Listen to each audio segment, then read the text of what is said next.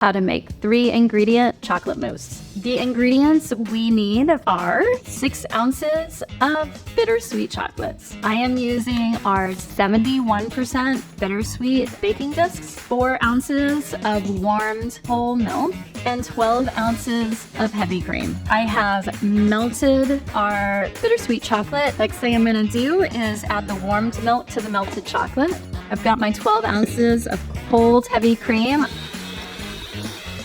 We are going to put half this whipped cream right into this bowl of melted chocolate and milk. We're gonna put the second half in.